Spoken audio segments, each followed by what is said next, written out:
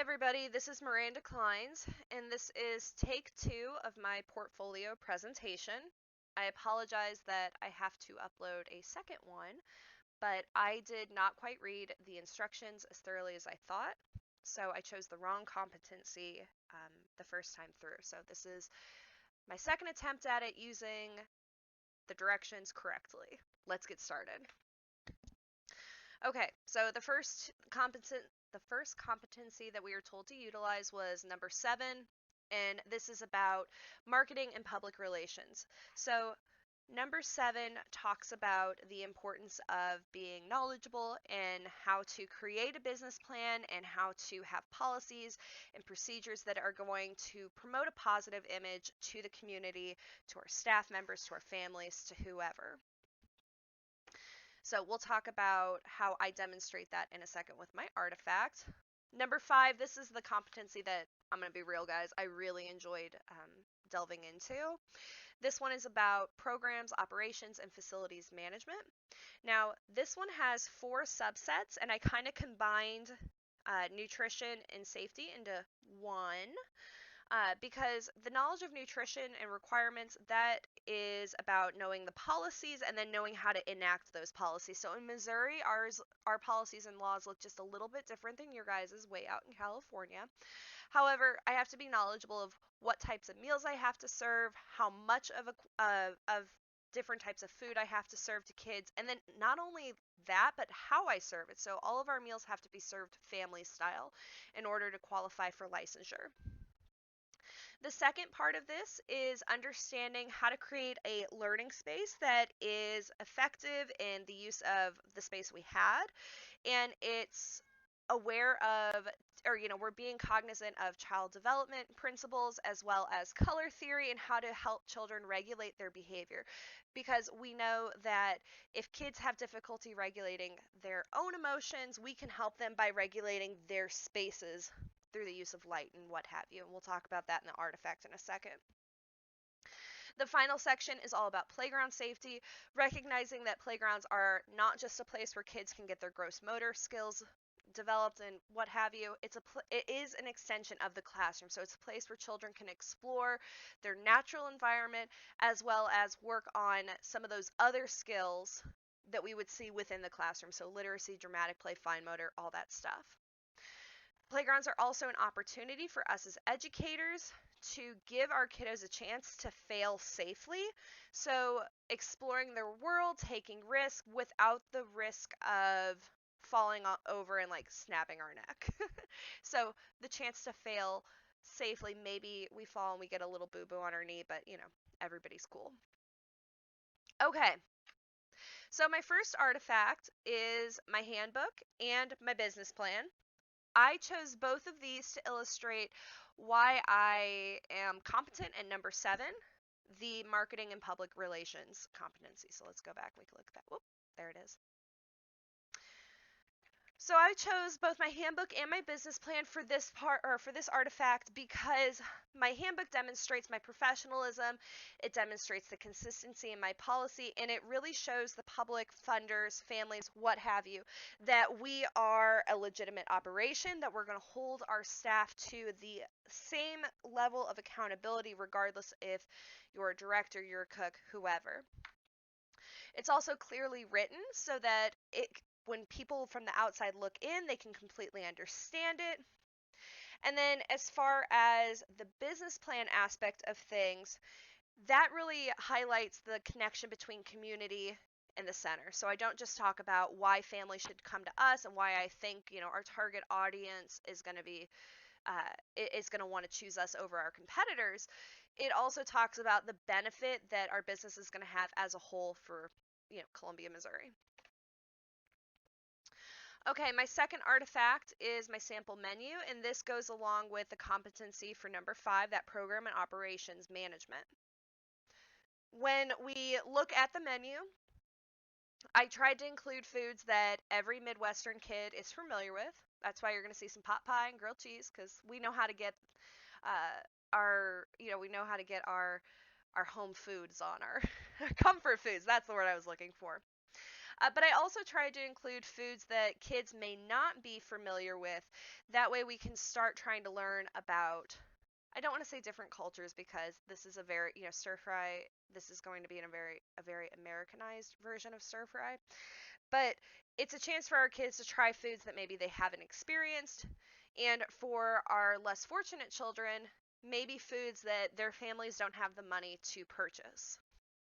So I feel like you're going to see, like I said, the stir fry, the pico de gallo salsa, which is non spicy, obviously. For Missouri law, I have to serve 3 meals a day, breakfast, lunch, and snack. And specifically, let's look at lunch first because this is where the most regulation comes in. So for lunch, I have to serve 5 different domains. I have to serve milk, which has to be 2% for kiddos 3 and up, and whole milk for people 2 and under, and children who are diagnosed with failure to thrive. So I have to have milk. I have to have a whole grain, a protein, which could be meat, could also just be cheese, tofu, beans, what have you. We also have to have a veggie and a fruit. Now we are allowed to combine things, so if you look at like my cowboy soup, which by the way, guys, this is the most delicious soup in the world. I love it. Cowboy soup has has 2 of my daily components. It has all my veggies and also has my protein. When we look at our chicken Alfredo, it has my grain and my protein. So this is how I have seen centers meet the lunch requirements without making a 5-course meal. So we are allowed to incorporate things. For snack, we have to have 2 of the above 5 domains chosen to give to our kiddos without milk. So milk is an addition, it can be given in addition to, but it cannot replace one of the 5. So I can't give my kiddos apples, pears, and milk to replace that grain. It would be apples, pears, a grain, and then milk. So, okay, understanding and application of nutrition information. My third artifact is my classroom design. So I based my classroom design off of the center that I'm hoping to buy. I just kind of looked at some of the classrooms already set up and then did a 3D blueprint. So I try to utilize neutral colors, natural light. I replaced one of the doors with a double glass door to really let some of that sunlight in. I also divided my classroom up into 5 distinct areas to help children regulate their behavior and like stay in the area that they need to stay in. So if we look first, we can see this center up here. This is where our small groups can happen as well as where art happens. So I have an easel and an art center. You can't see the art center here, but there's the easel. Those are cots, by the way. They're not a sensory table. Our next center is large motor. Right here where we've got a lot of space to push our push cars, to build towers, really get our core activated. Over here I have fine motor. That's right over here. Our fine motor center where we can play with a lot of different small manipulatives. We can bring them to the table. We can bring them to this table right here. I also have back here in the corner my dramatic play area that includes a little kitchen set, a dress-up center, and then a space for teachers to sit, kids to sit, what have you. And last but not least, I have a reading/writing area. So this is further away from that heavy area. I tried to put it away from where we're going to be going in and outside because this is hopefully going to be a spot where kids can come to help regulate their behavior if they need to access things like calm down tools or, a snuggle corner. That's why on this side of the reading nook, I put in balance stools so that you can sit and really try to activate that core if you're having some issues with getting some of your sensory needs met. Okay. My fourth artifact then is about that last part of the competency, which is all about playground safety. So I look at my playground as an extension of my classroom. It's not just this blank open field where kids can just run crazy. I mean, I hope kids are running crazy, but we want to also give them some structure and some purpose. So I modeled this off of what my backyard looks like right now. Not my backyard, I'm sorry, my center's backyard. So I have two areas for gross motor, but four distinct centers overall. So gross motor, we have here the blacktop with the shed that has our bikes in it, an outside storage area for our jump ropes, hula hoops, um, and then our balls I actually started putting in the shed too because I realized that rain and sun makes them crack and then I have to buy more and they're expensive. So all of that's in the shed. Our second gross motor area is over here. We have a small playground that has steps that kids can climb up, a slide they can go down, and a little area here that you couldn't see, but a little bubble that kids can like poke their heads out of and like wave at you. It's super fun. Um, this is connected then to the stepping logs, varying heights of logs that are actually in the ground so that kids can get their balancing, work on their balancing skills. They also can double as just little chairs, little places to sit. The other two centers that I have then is dramatic play, which has a stage. It's only about 4 inches tall, and it's just a little wood platform, nothing crazy going on. Next to it, we have dramatic toys, so puppets, a few costumes, and then our music wall, which is a wall where we have pots and pans, chimes, all of that kinds of stuff hung up so that kids can take them down or play on them on the wall as they want to. The final section over here is again an extension of that dramatic play, but also considered part of fine motor because we have an herb wall here that has mint, oregano, all kinds of edible plants that kids can pick and pretend to cook with, and they're all safe to eat, so nobody's going to get sick. And then books, literacy, all that good stuff. We also have a vegetable garden right here, which I'm going to be real, some years it does really well, other years it doesn't. But the point of this playground was that we're allowing kids to explore their environment safely through the herbs, the garden.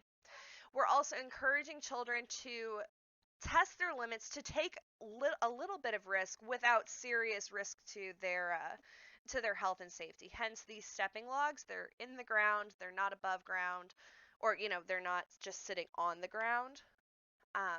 They're secure. If a kid falls, nobody's going to break an arm. Okay, so let's talk about what I've learned.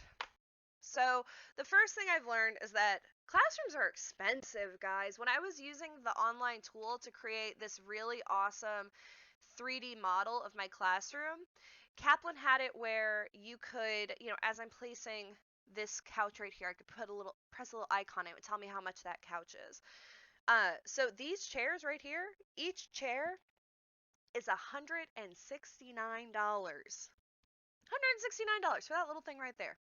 So that's the first thing I've learned, is that classrooms are holy cow expensive, which in turn really highlights the idea that I need to look at alternative shopping sources. I need to look at alternative funding sources, maybe looking at co-ops, more local grants, um, because it's just not feasible to go out to Lakeshore, which I love when my Lakeshore catalog comes in. It's like Christmas. But it's not feasible to do an entire classroom from Lakeshore, from Kaplan, from what have you, because this stuff is expensive, folks. So looking at alternative funding sources.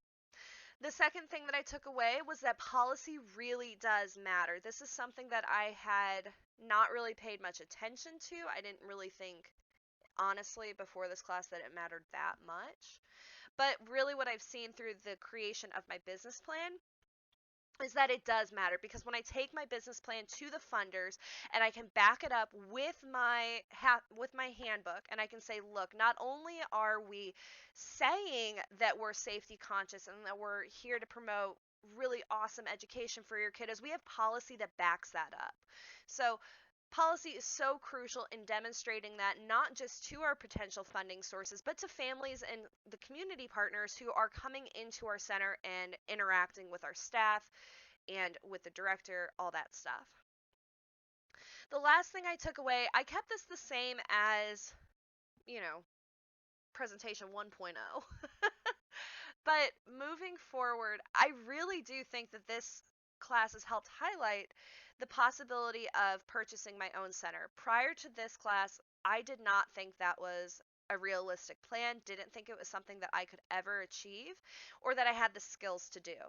This this class has really shown me that I don't have to be an expert in all areas in order to be successful in running a center. But when, looking at these competencies through NACE, I'm seeing that I can do these things, and that makes me happy to know that, this could really be applicable in my future in securing a center. Finally, that business plan was just so helpful to sit down and write.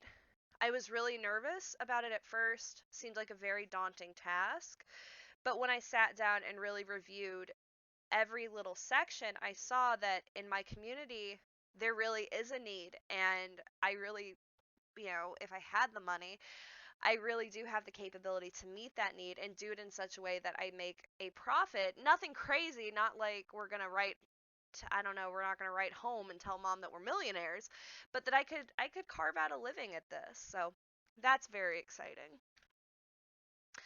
Alrighty folks, that's it for me. The next two slides are just my references. I have a lot, I apologize. But these are all the references I utilized when writing my business plan as well as creating my classroom, my menu, and my playground. Alrighty, thank you so much for watching. I hope you all have a great day. Bye bye.